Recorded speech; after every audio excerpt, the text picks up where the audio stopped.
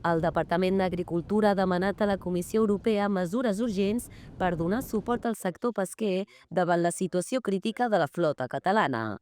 El conseller Òscar Ordeig reclama accions immediates per garantir la continuïtat de l'activitat i evitar que moltes embarcacions quedin amarrades. La petició arriba després que Brussel·les hagi anunciat que estudia solucions per compensar la reducció dels dies de pesca, que ha deixat prop del 80% de la flota d'arrossegament aturada.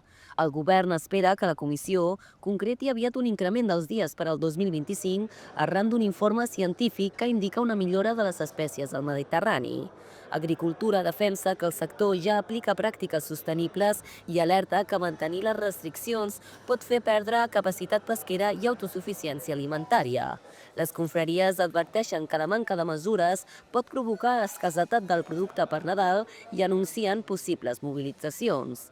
A ports com el de Blanes, diverses embarcacions han hagut d'aturar l'activitat, generant incertesa entre les famílies que viuen de la pesca i malestar pel retard de Brussel·les a aplicar criteris científics que permetin una pesca més flexible.